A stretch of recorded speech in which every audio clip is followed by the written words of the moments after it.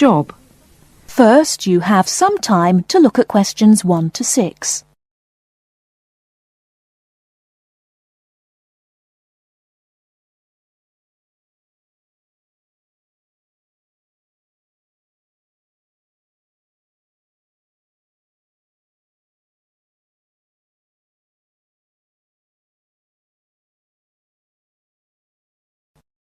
Now we shall begin.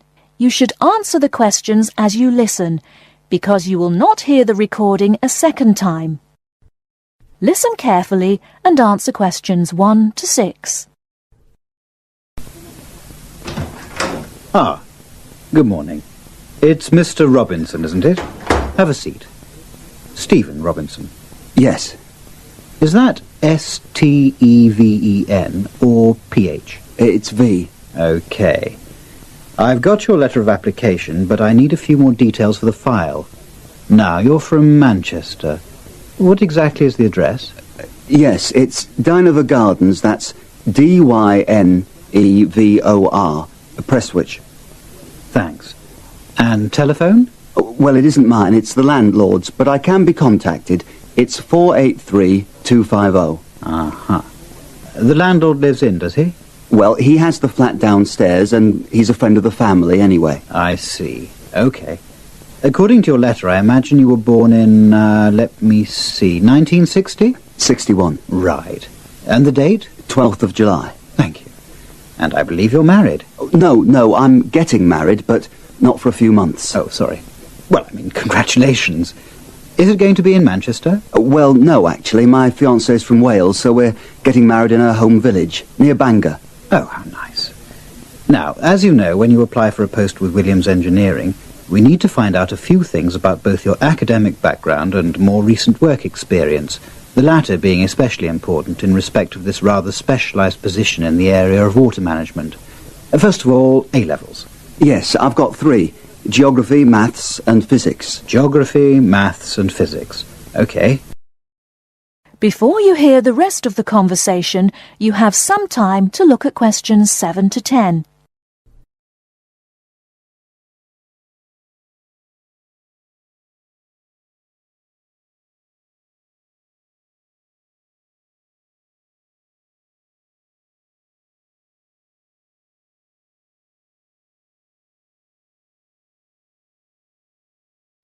Now listen and answer questions 7 to 10. And what about your degree? I went to Sheffield University and got an engineering degree, with water management as my specialisation. Uh-huh. And as for work experience, I started out after graduating in 1986 in China, working for the Chinese government. Did you work as a volunteer? No, I did get a nominal salary. It was a 2-year irrigation project. That sounds fascinating. How did you organise that? You say it wasn't a British company, then? No. My university had links with a Chinese engineering university, so it was organised at that level. And after that? Then I came back, moved to Manchester, and have been working with Latimer Engineering since then. And what exactly are you doing for Latimer? Oh, I'm working in irrigation again, this time as a project research assistant. Great. I've got your details. Now let's move on to a more general discussion about what we're looking for. That is the end of part 1. You now have half a minute to check your answers.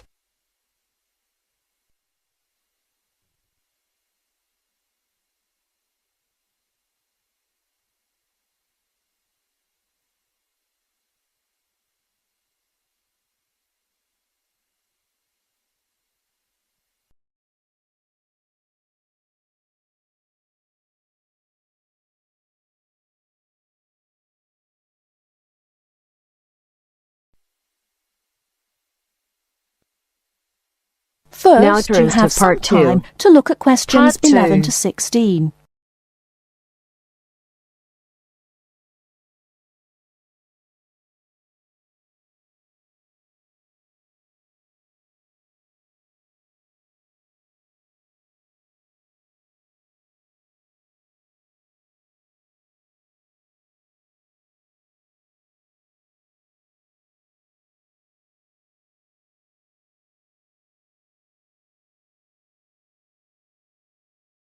Now, listen carefully and answer questions 11 to 16.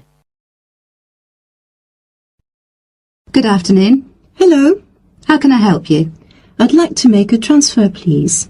You want to transfer some money? That's fine. Let me just bring up some details. Right, here we are. Can you tell me your name, please? It's Alice Deltour. Okay, and your date of birth? 20th of February 1982. Right, and for security, can I have the first letter of your password? It's B. And the fifth letter? That's F. Fine. Now, where do you want to make the transfer to and from? I'd like to send money from my current account abroad. Which country are you sending it to? To China. My boyfriend is on holiday there, and he's run out of money. Oh dear. China, okay. Now, there are several ways to do this. We can do it by credit card, by electronic transfer, by cheque or by banker's draft. I'm not sure. What's the best way? Well, that all depends. The simplest way is by cheque, really. I just write the cheque and send it. Yes, but it can be very slow and take a long time for the money to clear. Between 3 to 4 weeks. How soon do you need the money to get there? I'd like it to get there in the next couple of weeks. So really, sending a cheque is going to be too slow. Yes, I think so. Let's look at electronic transfer then. This usually takes between 2 and 5 working days. That's 2 to 5 days. Working or business days. If you send it on Friday, it will get there the following Friday at the latest. I see. That's much better. Yes, but we do charge a fee for this. We charge a flat fee of £21, and on top of that, the receiving bank may charge a fee, and an agent may also charge you for transferring the money between banks. So, how much is it altogether? We can't give you an exact amount. You need to check it with the receiving bank and any agents that they use. I see. Also, you can send it in sterling or dollars from here, but there will be an additional fee depending on the exchange rate when you convert it into renminbi. So there will be another charge too? I'm afraid so. Does it make any difference if I send it in dollars or sterling? It could make a difference according to which currency has the best exchange rate. The other difference is this. If you send dollars, the amount goes through the US clearing system. We send the money to our branch in London. They then send it to our branch in New York, and the New York branch sends it to the bank in China. It goes all around the world then.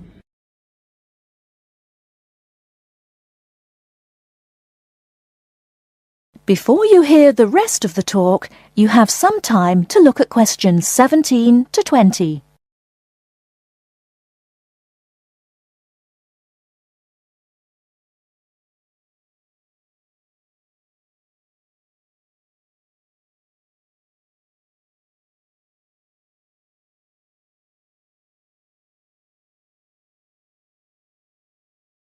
Now listen and answer questions 17 to 20. What about if I send sterling?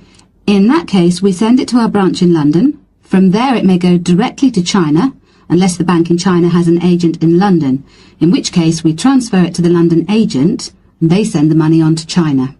So how do I proceed with the transfer? OK, first we'll need some details about the beneficiary from you. The who? The beneficiary, the person receiving the money. OK, what do you need to know? We'll need the full name of the beneficiary and their account number. OK. You need to tell us the name of the bank in China and the address of the branch. We also need the bank's sort code and the SWIFT number. What's a SWIFT number? Basically, it's an interbank code. It helps banks identify each other through a unique code number. OK, and that's spelt? SWIFT,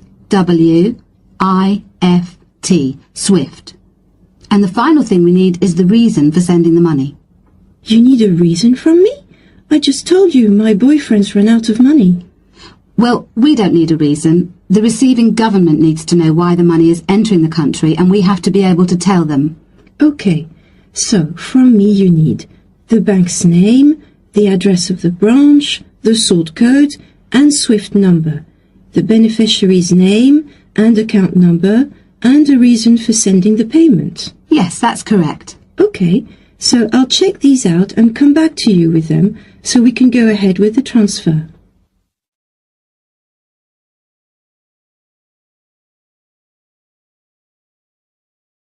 That is the end of part 2.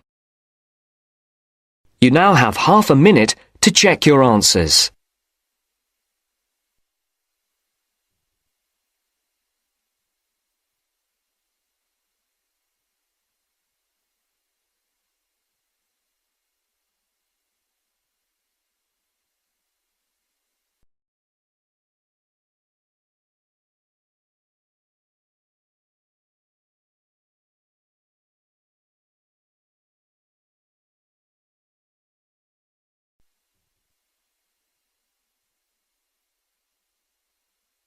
Part 3.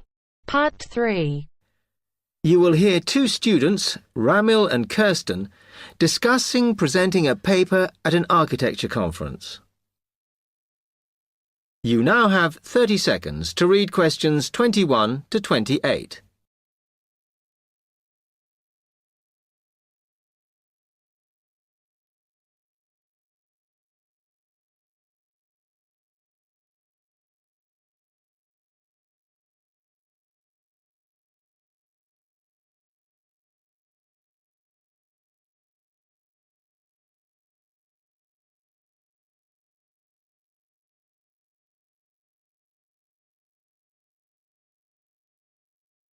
Hi, Kirsten.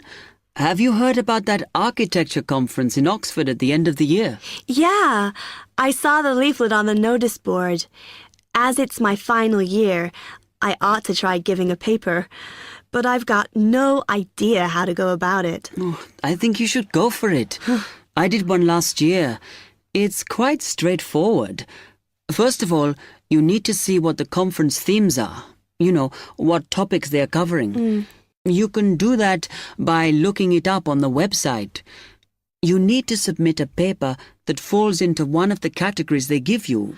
Oh, that may give me some ideas. Then, while you're doing that, you should also have a look at the information on how to submit your paper. The rules, if you like, such as the length. It's important you follow those. I see. And then I suppose the next stage is to start writing it up. I'd like to use it as an opportunity to propose some future work, but I understand it must be based on current work. Still, there's plenty to choose from. It makes sense to do something that I'm more familiar with. Yes, and the other thing is, when you've written it up, then go back and look at your data carefully and make certain that you've presented it in a format that is standard for your subject. Remember, people have to absorb information very quickly while they're listening. Don't make it too complicated. Okay, well, I reckon that'll take me about a month to get that sorted. Then the next thing I have to do, I guess, before I send it off to the conference organizer, is give the whole thing to the events officer so that he can look through it and see if it all makes sense and is okay. Yeah. Remember to warn him that it's en route so he can fit it into his schedule. Oh. Then you're done, really.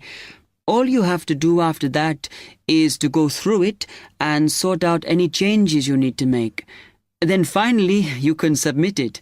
You can do that online. Phew, good. Then I just wait to hear, I suppose. How long does that take? It depends, but usually about 6 weeks. Oh.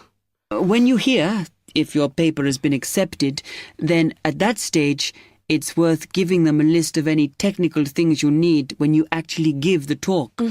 A screen or video players or that sort of thing. Okay, but that's a long way off. And I know that if my paper is accepted, then at that stage, I have to give them a short text about myself and my academic background so that they can put it in the brochure. Famous at last. Yeah. You now have 15 seconds to read questions 29 to 30.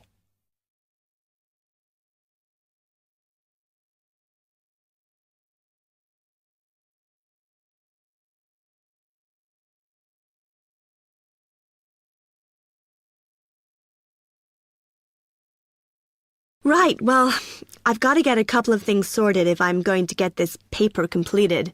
Have you got enough data? Possibly. I'd like to reinforce some of it, though, so I thought I'd send out some more questionnaires. I was looking at that thesis that Angela wrote last year, and she said you need a sample of over 100 to be sure of your results. I think some of this year's postgraduates are doing some of the same stuff as you on buildings. Why don't you talk to them? I'll end up getting confused. It would be more useful for me to actually go out to that site by the rail bridge to see how they're building the new factory. Oh. I managed to get hold of Professor Barnett at London University, and he said I should go out and take pictures. I'm pretty busy, but I'll have to make time. Anyway, what about you? What are your plans?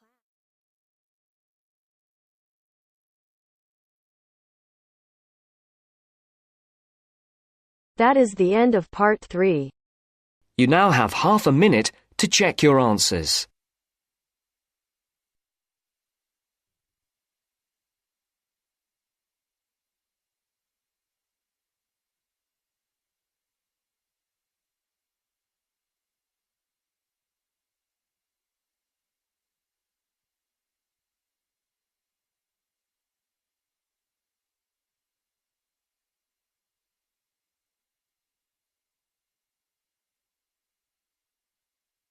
Now turns to part 4.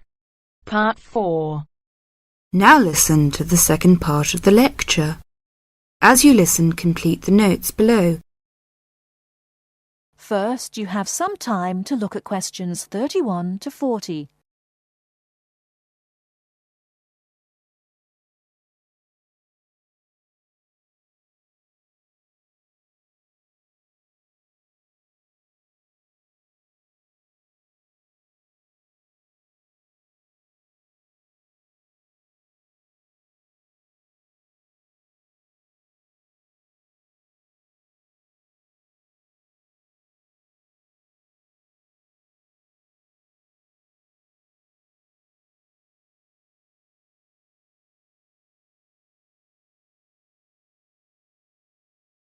Now listen carefully and answer questions 31 to 40.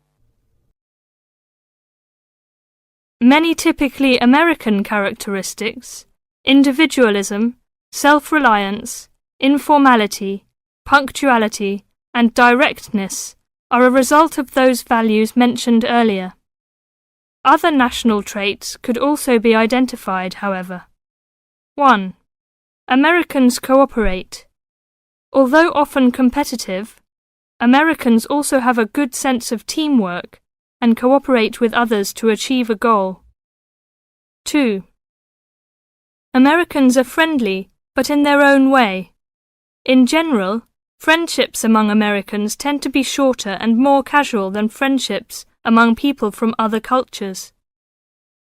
This has something to do with American mobility and the fact that Americans do not like to be dependent on other people. Americans also tend to compartmentalize friendships, having friends at work, family friends, friends on the softball team, etc. 3. Americans ask a lot of questions, some of which may to you seem pointless, uninformed, or elementary. Someone you have just met may ask you very personal questions. No impertinence is intended. The questions usually grow out of a genuine interest. 4. Americans tend to be internationally naive. Many Americans are not very knowledgeable about international geography or world affairs. They may ask uninformed questions about current events and may display ignorance of world geography. Because the US is not surrounded by many other nations, some Americans tend to ignore the world. 5. Silence makes Americans nervous. Americans are not comfortable with silence.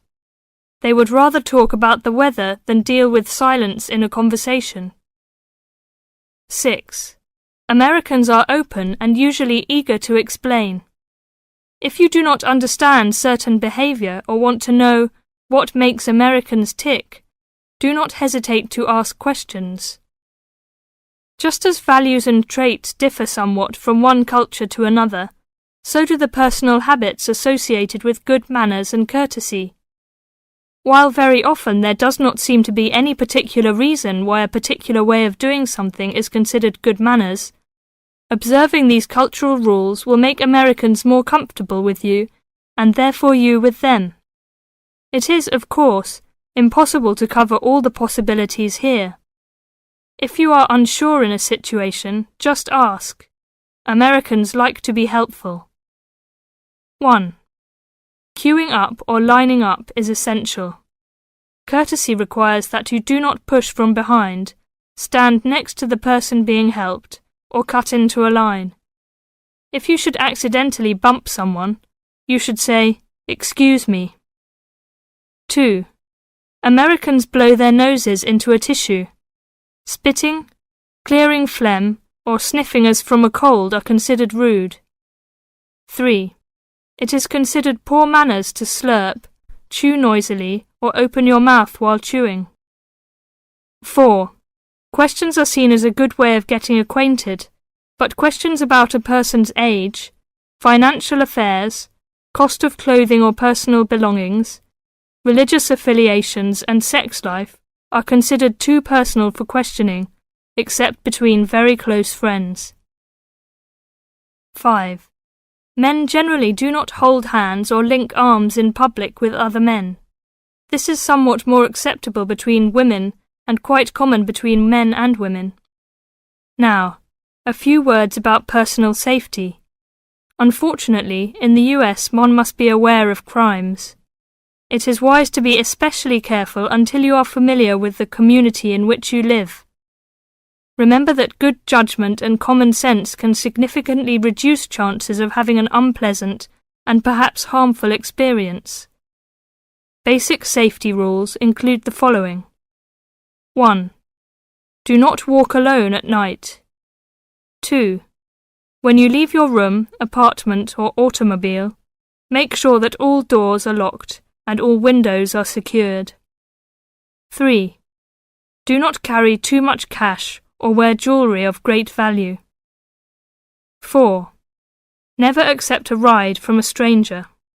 Do not hitchhike and do not pick up hitchhikers. 5. Be careful of purses and wallets, especially in crowded metropolitan areas where there may be purse snatchers and pickpockets. 6. If a robber threatens you, at home or on the street, try not to resist unless you feel that your life is in danger and you must fight or run away. Give up your valuables as calmly as you can and observe as much as possible about the robber to tell the police when you report the crime. A final note. Keep an open mind. Don't judge what you see as right or wrong, but make it a challenge to try to understand the variety of American behaviours which you may observe. You certainly do not have to participate in something you disagree with, but you can try to understand it. This will help you build an attitude of intelligent and liberated respect for cultures, both your own and others. That is the end of part 4. You now have half a minute to check your answers.